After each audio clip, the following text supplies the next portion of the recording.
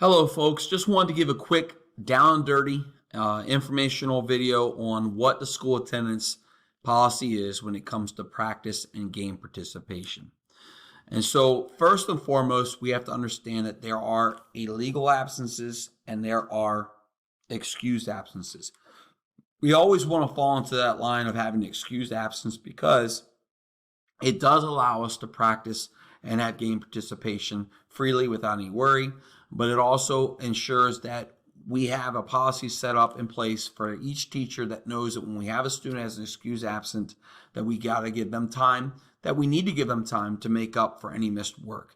Legal absences, maybe a different set of rules apply. So always having that legal absence or excused absence is where we want to be at. Furthermore, we also know at the end of the year, the attendance could affect our ability to move on to the next grade level. And so making sure that we have each absence accounted for also helps too. And so we'll talk about in this video how we get absences excused, if they can be excused, and what would look like an illegal absence. So first and foremost, if you overslept or you were sick, all right, that would not allow for you to miss more than 50% of your day, okay, and be able to participate in a game or practice. And so being sick is an example. I mean, if we're obviously leaving school early because we're sick, then you probably should not be coming back to a practice or a game. And so that's where that applies. But let's just talk about what the 50% rule looks like.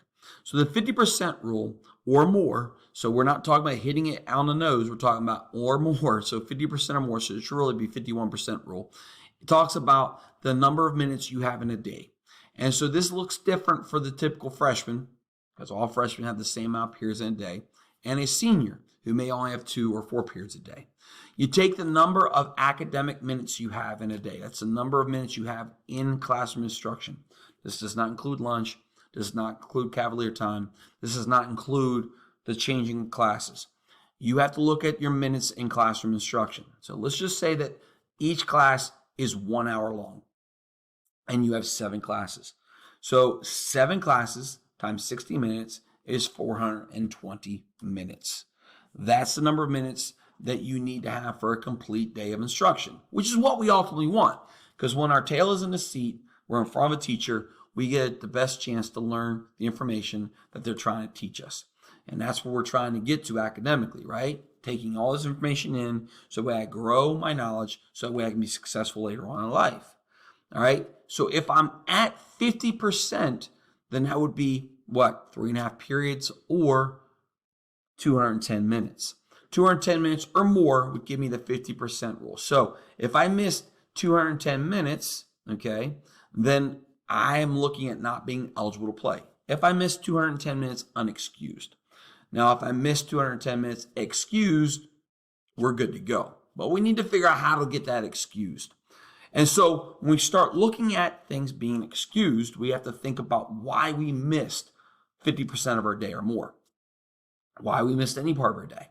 Because we would want any absence to be excused, because if we have an excused absence, it's easier for us to go back to our teachers and expect us to get time to make up the work that we've missed. Okay? Skipping a class and missing a class, sleeping in, and it doesn't necessarily warrant a reason for that teacher to give you extra time to take up a test or something like that. So let's go back to some of the things as examples that could give us an excused absence for the day. Dentist appointment, physical therapy, eye appointment, counseling appointments, doctor appointments, funerals, obviously, would be a great reason, not a great reason to miss school, but when they happen, obviously that's going to be an excused absence. Field trips, college visits, these are all excused absences, and there are obviously more examples of them that I may have not included. However, them being able to be excused, they can't be excused unless the administration in the front office is notified of this absence and why you missed. You can do so by using the email listed at the bottom below, which is chsattendance@calvertnet.k12.md.us. By emailing that email there with what the circumstance was that caused you to miss part of your day or the entire day, you can earn an excused absence. It's very important that we do that. I would suggest that be the policy whenever you miss.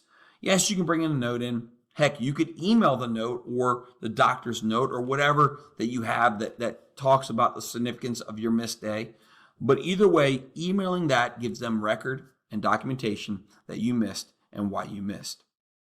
If you have only 2 periods a day, which some of our seniors do, and you miss both periods because your dentist appointment happened to fall at that time, you email your parent or your guardian emails. That email there lets them know that you missed first and second period due to our orthodontist appointment at such and such time on such day. It's an excused absence. If you do that the day of or the day before, then when the attendance report is run by the administration, you will not be popped on it as being illegally absent. And that makes it easier for us after school to navigate between the attendance report, finding out who can practice and who can't, but more importantly, who can play in the game and who can't.